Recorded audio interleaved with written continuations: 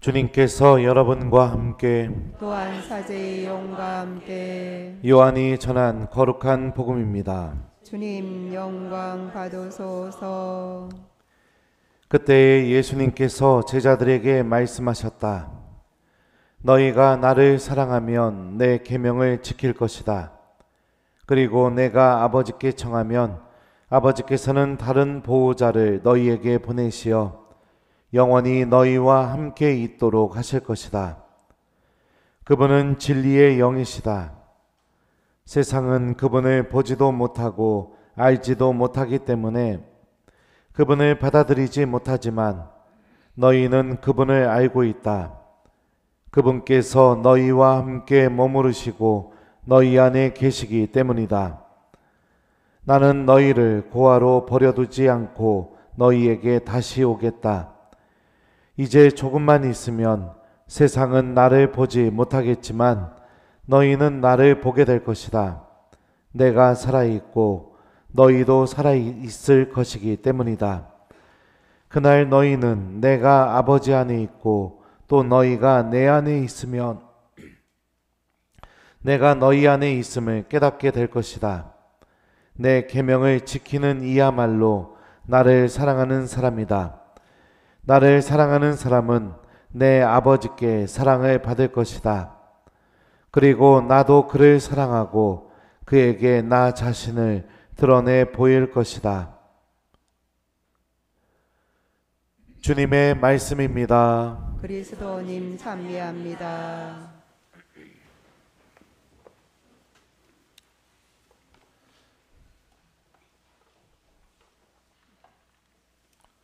오소서 성령님, 너희가 나를 사랑하면 내 계명을 지킬 것이다. 안녕하세요. 잘 지내고 있죠? 네, 그래요. 여러분들도 그런 경험이 분명히 있었을 거라고 생각합니다. 연애 시작하게 될 때, 그런 경험이 있었나 모르겠네요. 저 같은 경우는 중학교 2학년 때부터 연애를 시작을 했었는데요. 너무 어린 나이에 까졌죠? 예. 그때 처음 사귀었던 여자아이가 저한테 그렇게 얘기를 했던 적이 기억이 납니다. 오빠, 오늘부터 다른 여자애들이랑 손잡지 마. 그런 적 있어요? 없어요? 그렇군요. 좋아하니까 서로 간에 지켜야 할 규칙이 생기게 된 겁니다. 자, 오빠 오늘부터 다른 여자애들 손잡지 마. 알았지? 자, 이 규칙이 무엇을 위한 규칙일까요? 1번, 나를 올가매기 위한 규칙. 내 삶에 제한을 두기 위한 규칙. 아니면 2번, 둘의 관계가 더 깊어지고 사랑의 관계로 나아가기 위한 규칙. 몇 번입니까? 2번. 그렇죠. 예. 그렇습니다. 우리가 사랑하게 되면 상대방과 뭔가 지켜야 할 것들이 생기게 되는데 그 지켜야 할 것들은 내가 그 사람과 더더욱 깊은 관계를 맺고 또 그 사람과 맺은 그 사랑의 관계를 유지하고 더 그 사랑이 커지게 하기 위해서 만들어지는 그런 규칙들이죠. 계명도 똑같습니다. 하나님에 대한 계명이 우리를 올가매거나 내 삶에 제한을 두거나 나를 죄인을 만들기 위해서 우리들에게 주어진 게 아니라는 겁니다. 하느님에 대한 그 사랑 안에 내가 머물게 하기 위한 아주 특별한 길이 뭐냐? 계명을 지키는 삶이라는 거죠. 자, 그래서 생각을 해보죠. 제가 다른 여자애들 손을 안 잡았습니다. 그러면은 손을 안 잡는 순간에 그 규칙을 지켰죠. 규칙을 지키면서 제 마음 안에는 누가 있게 될까요? 1번 사귀기로 한 여자애, 2번 그래도 손 한번 잡아봤어야 되는데 그렇게 아쉬워하는 여자애 몇 번일까요? 1번. 예? 1번. 맞아요. 그 만나지는 않았지만 그 자리에 있지는 않지만 내가 그 규칙을 지킴으로 인해서 내 마음 안에 그 여자애가 함께 있게 되는 거죠. 계명도 마찬가지입니다. 제가 연애를 한번 해봤기 때문에 이렇게 쉽게 설명을 해준 이 모든 것을 예비하신 주님께서는 찬미 받으소서입니다. 계명도 마찬가지예요. 우리가 계명을 지키는 순간에 어떤 일이 벌어지게 되느냐? 그 계명을 통해서 맺어지게 되는 예수님이, 그 예수님과 사랑의 관계가 맺어지게 되죠. 그 예수님이 내 안에 머물게 되시는 겁니다. 그래서 오늘 복음에 보면은 예수님이 그 얘기를 하셔요. 너희가 그날 너희는 내가 아버지 안에 있고 또 너희가 내 안에 있으며 내가 너희 안에 있음을 깨닫게 될 것이다. 이게 무슨 말이냐면 이 복음 전에 예수님이 뭐라고 했냐면 나도 계명을 지켜 내 아버지 안에 머물고 있다. 이 얘기를 하셨어요. 그죠? 그러니까 우리가 계명을 지킨다는 것은 계명의 대상인 그 예수님이 우리 안에 머물게 하는 그런 일이 벌어지게 만드는 거죠. 그러니까 계명은 여러분들 철저하게 사랑 안에서 태어났고 사랑을 지향하고 있고 또 사랑이 완성이 되게 만들어주는 게 계명입니다. 그래서 예수님은 사랑이라는 단어와 계명이라는 단어를 연결시켜서 복음의 시작과 마지막에 이렇게 말씀하십니다. 너희가 나를 사랑하면 내 계명을 지킬 것이다. 내 계명을 받아 지키는 이야말로 나를 사랑하는 사람이다. 이 말씀처럼 계명이 사랑과 연결이 되어 있죠. 만약에 계명을 지키기 싫어지기 시작했다. 계명이 너무 부담스럽다. 그리고 또 그 계명이 차라리 없었으면 좋겠다. 이렇게 느껴진다면 내 마음 안에서 무엇이 사라졌기 때문일까요? 1번 예수님에 대한 사랑, 2번 그것밖에 이해가 없네요. 네. 아유 머리가 92라서 네, 맞아요. 너무 많이 했어요. 예수님에 대한 사랑이 사라져버렸기 때문에 그렇습니다. 부부관계도 마찬가지예요. 그죠? 근데 결혼을 안 해봐서 모르겠지만 처음에 팔짱 끼고 다니는 게 너무 좋습니다. 막 손잡고 다니는 것도 좋고 막 그래요. 근데 어느 순간부터 길을 갈 때는 형제님은 앞에서 가고 자매님은 뒤에서 졸졸 쫓아가고 있다면 처음에 그 가졌던 그 사랑 때문에 만들어졌던 그 규칙이 이제는 너무 귀찮아졌다면 무엇이 사라졌기 때문이죠? 사랑이 사라졌기 때문입니다. 여러분들의 계명은 어떤가요? 하느님과 만나고 하느님이 내 안에 머무시는 아주 특별한 은총이 담겨있는 이 계명, 그 계명이 혹시라도 버겁나요? 해야 한다고 해서 그때서 마지못해서 하는 신앙인입니까? 그 시골에서 개 한번 끌고 다닐 때 강아지가 가기 싫으면 어떻게 하는지 아시죠? 앞으로 가려고 하는데 가기 싫으면 막 이럽니다. 막 그러면 이렇게 하면서 하느님께 다가가고 있는 신앙인은 아닙니까? 우리가 가장 첫 번째 계명이 뭐냐면 예수님께서 이렇게 말씀하셨죠. 서로 사랑하여라. 내가 너희를 사랑한 것처럼 너희도 서로 사랑하여라. 예수님께서 보여주신 그 사랑의 모습, 당신이 먼저 희생하시고 당신이 먼저 용서해 주시고 당신이 먼저 자비를 베풀어 주시고 당신이 먼저 치유해 주기 위해 다가오시고 당신이 먼저 생명을 주시는 그 사랑.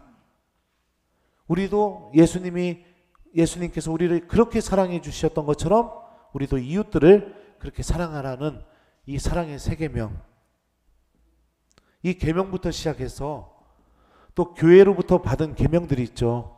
우리 주일 미사에 나오고 고해성사도 봐야 되고 기도 생활도 해야 되고 천주교 신자로서 내가 간직해야 될 계명들. 막이 들렸나 봐요. 미안합니다.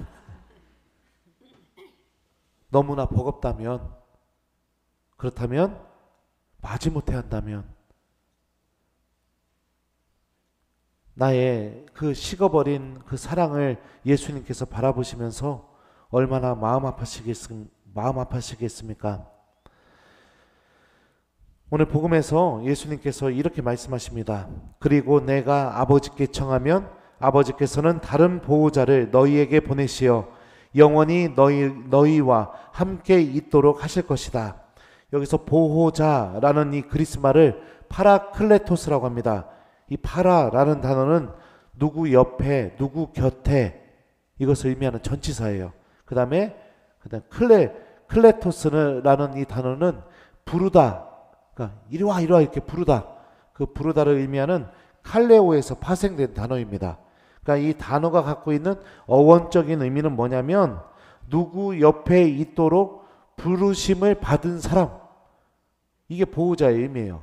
그러니까 누군가를 보호해주거나 변호해주기 위해서 그 사람 옆에 있도록 부르심을 받으신 분, 그분이 바로 성령 하나님이시라고 예수님께서 우리에게 알려주고 계시죠. 우리가 고아가 되지 않도록, 하나님에 대한 사랑을 잃어버리지 않도록, 그리고 우리들이 하는 기도와 미사, 하느님 말씀과 성체 안에서 예수님에 대한 사랑을 계속해서 체험할 수 있는 그 은총이 우리에게 주어지도록 보호자 성령께서는 우리 곁을 떠나지 않고 끊임없이 그 예수님의 사랑을 우리들에게 체험시켜 줍니다.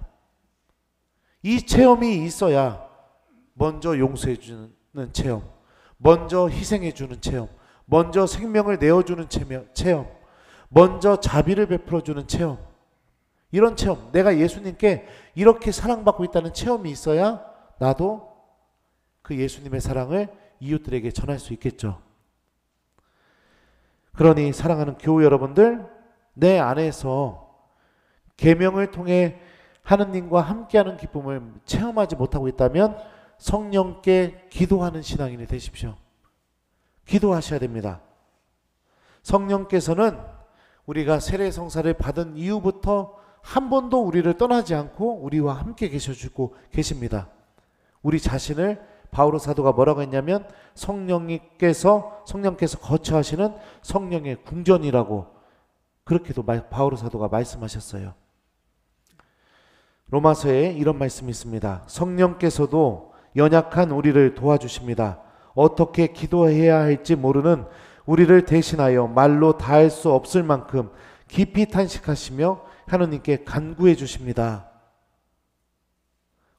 오늘부터 나는 이런 분들 있죠? 1년에 고해성사 딱 2번만 보시는 분들, 판공성사표 나와서 해야 한다고 하니까 하시는 분들, 또 주일미사도 고해성사 보기 싫어서 주일미사 나오시는 분들, 그리고 미사 외에는 기도 한 번 전혀 안 하고 계시는 분들 계시나요 혹시? 물어보면 손 안 들겠죠 당연히. 혹시나 내가 신앙생활 그렇게 하고 있다면, 그리고 나는 누군가에게 뭐 나눠줘 보거나 누군가를 위해서 희생해 보거나 봉사해 보거나 내가 먼저 용서해 보거나 이런 게 전혀 안 되고 있다면 그 예수님의 사랑을 잃어버려서 그럴 거거든요. 오늘부터 성령 하느님께, 성령 강림 대축일 다다음 주죠? 성령 강림 대축일까지 성령 하느님께 지향을 두고 기도하셨으면 좋겠습니다. 예수님 사랑을 체험할 수 있게 해달라고. 미사 안에서, 하나님 말씀 안에서, 성체 안에서, 기도 안에서 예수님의 사랑을 체험할 수 있게 해달라고 매달리셨으면 좋겠어요. 성령께서 우리를 떠나지 않고 우리를 보호해주고 계시고 도와주고 계시고 또 지켜주고 계시다는 것을 기억하면서 사랑하는 우리 교우 여러분들, 계명을 통해 주님께서 내 안에 머물고 계시다는 그 체험을 꼭 하셨으면 좋겠습니다. 저는 사제로 살아야 되니까 여러분들보다 또 다른 계명이 하나 더 있죠. 그게 뭘까요? 독신. 네, 혼자 살아야 되니까요. 지금까지 제가 이런 얘기해서 거짓말처럼 느껴질지 모르겠지만 수많은 자매님들이 진짜예요. 수많은 자매님들이 막 이렇게 다가오고 꼬시고 그랬어요. 그때마다 마음속으로 마음속이 아니라 다 거절했죠. 거절했던 이유가 뭘까요? 예수님이 이 안에 계시니까. 그죠? 이 계명을 지킴으로 인해서 내가 예수님 때문에 이렇게 한다. 그 마음 때문에 예수님이 이 안에 계시니까. 나도 예수님 안에 머물고 있으니까. 그러니까 그렇게 살았겠죠. 다 거절했겠죠. 나중에 은경추 때 저랑 사귀었던 여자애들 수소문에서 다 찾아갖고 일렬로 세워놓고서 내가 증명을 하던가 해야 그래야 믿을려나. 하여튼 그렇습니다. 요지가 뭐냐면 우리가 계명이 짐이 안 되었으면 좋겠다. 그러니까 천주교 신자로서 지켜야 할 이 계명을 통해 주님께서는 내 안에 머물고 계시다. 그리고 나도 이 계명을 통해서 예수님 안에 머물게 된다. 오늘 말씀이 이야기해주는 이 신비를 잘 기억하셨으면 좋겠고요. 내가 이게 잘 안 되고 있다면 성령 강림 대축일 전까지 성령께 지향을 갖고 성령님 저도 예수님의 사랑을 체험할 수 있게 저를 좀 도와주시고 축복해 주십시오. 이렇게 지향 갖고 좀 기도를 해봤으면 좋겠어요. 숙제 드릴게요. 일주일 동안 여러분들 내가 너희를 사랑한 것처럼 너희도 서로 사랑하여라 라는 이 예수님의 사랑의 새 계명을 여러분 가족부터 그리고 여러분들이 만나는 이웃들에게 열심히 잘 실천해보는 한 주간을 보내봤으면 좋겠습니다. 너희가 나를 사랑하면 내 계명을 지킬 것이다. 아멘.